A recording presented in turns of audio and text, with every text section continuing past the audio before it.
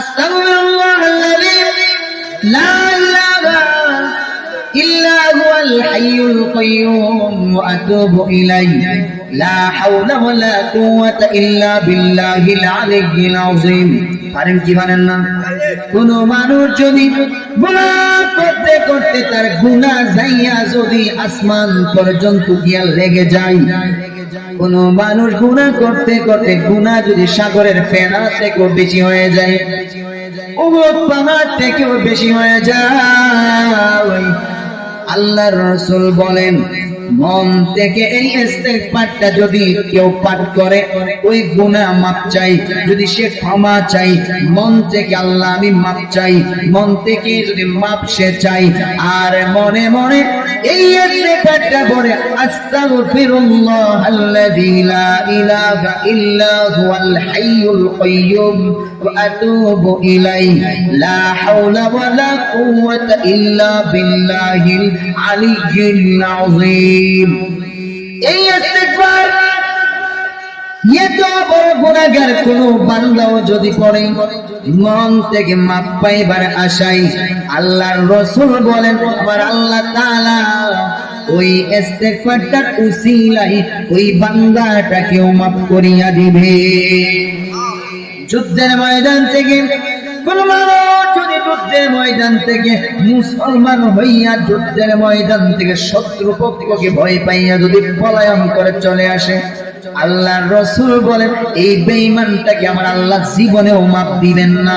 কিন্তু কিছুদিন পরে আল্লাহর রাসূল শিখাইতেছেন, আল্লাহর রাসূল এই ইস্তেগফার শিক্ষা দিয়া বলেন যদি ওই যুদ্ধের ময়দান থেকে পলায়নকারী ব্যক্তিটাও এই ইস্তেগফারটা মন থেকে পাঠ করে মাপ পাইবার আশায়, আমার আল্লাহ এই ইস্তেগফারটাকে ওসিলা বানাইয়া ওই পাপিষ্ট ওই যুদ্ধের ময়দান থেকে ফেরত আসা সৈন্যটাকে আমার আল্লাহ তাআলা মাফ করিয়া দিবে। অর্থাৎ এত দামি এত গুরুত্বপূর্ণ এই ইস্তেগফার। পড়ার ইচ্ছা আছে তো? দুই ইস্তেগফার, এমন একটা ইস্তেগফার শিখাইয়া দেই। ইস্তেগফার অনেকগুলো আছে, ছোট ছোট ইস্তেগফার আছে, বড় বড় ইস্তেগফার আছে। দুই একটা ইস্তেগফার বলবো কি বলবো না? এক নাম্বার সংক্ষিপ্ত ইস্তেগফার আল্লাহ রাসূল শিখাইছেন, সংক্ষিপ্ত ইস্তেগফার আস্তাগফিরুল্লাহ, আল্লাহ তুমি আমারে মাফ করিয়া দাও, আস্তাগফিরুল্লাহ আস্তাগফিরুল্লাহ আস্তাগফিরুল্লাহ। এতটুকু পারেন না? দুই নাম্বার আস্তাগফিরুল্লাহ রাব্বি মিন কুল্লি যামবি ওয়া আতুবু ইলাইহি লা হাওলা ওয়ালা কুওয়াতা ইল্লা বিল্লাহিল আলিয়্যিল আযীম। পারেন না? আস্তাগফিরুল্লাহ ইন্নাল্লাহ গফুরুর রহিম। পারেন না? আল্লাহুম্মা ইন্নী যালামতু নাফসি যুলমান কাসীরা। পারেন কি পারেন না? হযরত আবু বকর আল্লাহর রাসূলের দরবারে গিয়ে বললেন, আল্লাহ নবী গো, এমন একটা ইস্তেগফার আমি আবু বকরকে শিখিয়ে দিয়েছি যে আমি নামাজের মধ্যে পড়ব। ইস্তেগফার মানে ক্ষমা চাওয়া, মাফ চাওয়া। আল্লাহর রাসূল আবু বকরকে দুআয়ে মাসুরা শিখাইছেন, যেটা আমরা নামাজের সালাম ফিরানোর আগে পড়ি। আত-তাহিয়াত পড়ার পরে, দুরূদ শরীফ পড়ার পরে দুআয়ে মাসুরা বলে আমরা পড়ি কি পড়ি না? আল্লাহুম্মা ইন্নী যালামতু নাফসি যুলমান কাসীরা। এই ইস্তেগফার, এই দুআয়ে মাসুরাটা আল্লাহর রাসূল ইস্তেগফার হিসেবে আবু বকরকে শিখাইছে। এটাও ইস্তেগফার। তিন নম্বর, সব জবানের মধ্যে আপনি চালাবেন আল্লাহর রাসূলের উপরে দুরূদ শরীফ। দুরূদ শরীফ ছোট থেকে বড় আছে না নাই? আল্লাহর রাসূল নিজে সংক্ষিপ্ত দুরূদ শিখাইছেন। কয়টা নেই? সাল্লাল্লাহু আলাইহি ওয়া আলিহি ওয়া সাল্লাম, সাল্লাল্লাহু আলাইহি ওয়া আলিহি ওয়া সাল্লাম, সাল্লাল্লাহু আলাইহি ওয়া সাল্লাম, সাল্লাল্লাহু আলাইহি ওয়া সাল্লাম। সংক্ষিপ্ত না? আরো সংক্ষিপ্ত আছে। আল্লাহুম্মা সাল্লি আলা মুহাম্মাদ,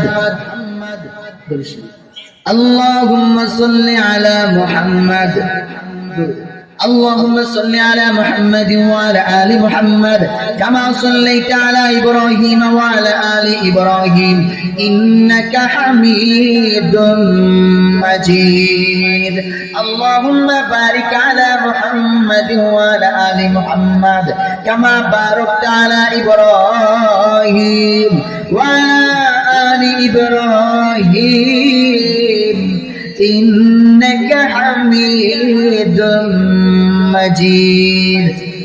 আছে না নাই? এগুলো তো পারেন।